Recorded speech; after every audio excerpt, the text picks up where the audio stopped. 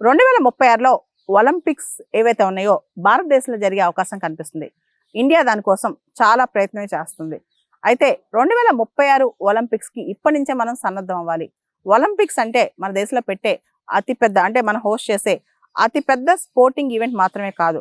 Sports excellence మనం ఇప్పటి నుంచి నర్చర్ చేసుకుంటేనే మనకు కూడా 2036 కల్లా మెడల్స్ పెరుగుతాయన్నమాట. కేంద్ర మంత్రి అమిత్ షా గారు ఒక మాట అన్నారు, మెడల్స్ లిస్ట్లో మనం టాప్ 5లో ఉండాలి 2036 ఒలింపిక్స్లో అని. టాప్ 5లో కాకపోయినా అట్లీస్ట్ మనం టాప్ 10లో అంటే మెడల్స్ లిస్ట్లో టాప్ 10లో అయినా మనం ఉండాలని చెప్పి భారతదేశంలో చాలా మంది కోరుకుంటున్నారనమాట.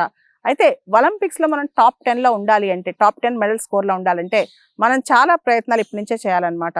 ఉదాహరణకి మనం చూస్తే కనుక చాలా దేశాల్లో యూనివర్సిటీలో అంటే ఎడ్యుకేషన్ అండ్ స్పోర్ట్స్ అనేది భారతదేశంలో రెండు సపరేట్ చూస్తారు. ఎడ్యుకేషన్ అంటే స్పోర్ట్స్ ఉండదు, స్పోర్ట్స్ ఉంటే ఎడ్యుకేషన్ ఉండదు. అంటే ఎవరైతే బాగా చదువుతారో వాళ్ళు స్పోర్ట్స్ ఆడకూడదు, బాగా స్పోర్ట్స్ ఆడతారో వాళ్ళు చదవకూడదని. కానీ అమెరికా లాంటి దేశాల్లో యూనివర్సిటీ స్థాయి నుంచే స్పోర్ట్స్ని బాగా డెవలప్ చేస్తారు. స్కూల్స్ యూనివర్సిటీస్లోనే స్పోర్ట్స్కి చాలా ప్రమోషన్ ఉంటుంది అనమాట. ఉదాహరణకి అమెరికాలోని టెక్సస్ యూనివర్సిటీ గతంలో జరిగిన మనం చూస్తే ప్యారిస్ ఒలింపిక్స్ చూస్తే కనుక ఓన్లీ టెక్సస్ యూనివర్సిటీ నుంచే 16 మెడల్స్ వచ్చాయి, దానిలో 6 గోల్డ్. అయితే ఇండియాలో దీనిలో ఒక్క గోల్డ్ మెడల్ కూడా రాలేదు ప్యారిస్ ఒలింపిక్స్లో మనం గమనిస్తే కనుక.